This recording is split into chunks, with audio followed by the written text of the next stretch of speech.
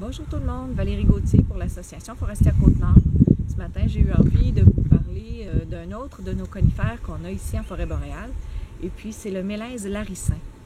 Le mélèze laricin, c'est une espèce qui est un peu particulière parce que, contrairement aux autres conifères, le mélèze, lui, va perdre ses aiguilles à l'automne. C'est une des raisons pour laquelle on va l'appeler à tort l'épinette rouge, parce qu'il va changer de couleur à l'automne.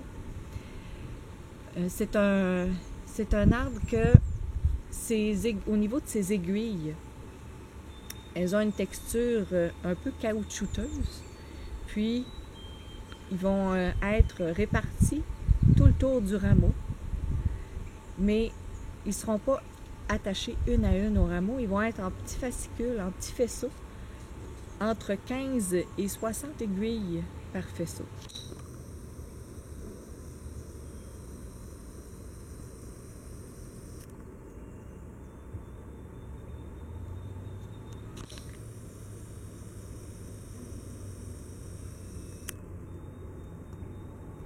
C'est un arbre qu'on va retrouver généralement dans des terres un peu plus humides ou dans des climats un peu plus froids. C'est pour ça qu'il est très résistant ici.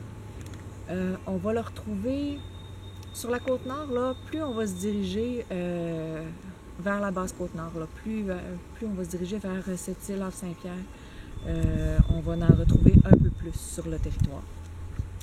Ensuite, au niveau de ses cônes,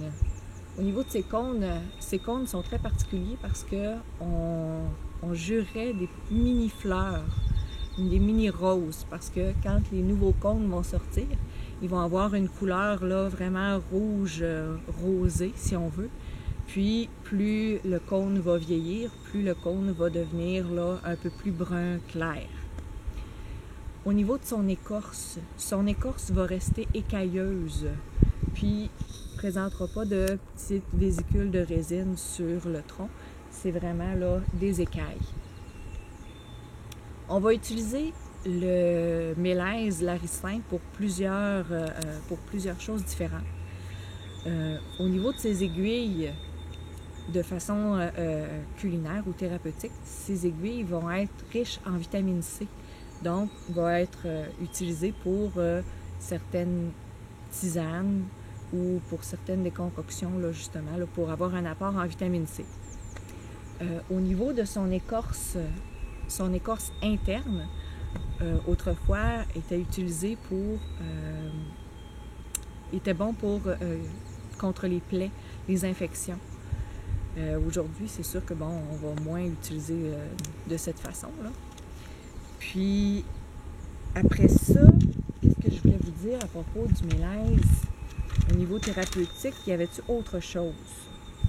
Ah oui, la résine qui va être, des fois, on va retrouver là, dessus, ça va être bon pour mâcher, ça va être bon pour aider à la digestion aussi. Fait que ça ressemble à ça pour les vertus thérapeutiques du mélèze. La résine aussi, on peut la mélanger à de la cire pour en faire une pommade pour les soins de la peau. Après ça, pour ce qui est du bois en lui-même, le bois du mélèze, c'est un bois qui est très, très lourd, puis qui est extrêmement résistant à l'eau et à la pourriture.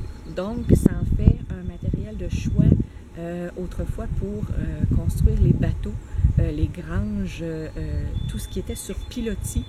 On privilégiait le mélèze laricin pour ces constructions-là. Aujourd'hui, on va encore utiliser le mélèze laricin comme bois d'ingénierie, puis aussi également pour faire les planchers. Souvent, on va l'utiliser pour sa dureté. C'est un bois qui est extrêmement dur, donc ça va être favorable pour ce qui est des confections de planchers. Il y a tout plein de belles utilisations à faire avec le mélèze qu'on connaît un peu moins, qu'on le voit, on y pense un peu moins souvent. On voit souvent des planchers en érable ou en chêne, mais là, le mélèze, donne un très très beau coup d'œil. Puis c'est un bois qu'on a ici. Fait que, encore là, ça fait un peu le tour là, assez global là, de cette essence-là. J'espère que je vous en ai appris un tout petit peu. Puis essayez de les remarquer à l'automne, ils sont magnifiques. Fait que je vous souhaite une bonne fin de journée tout le monde.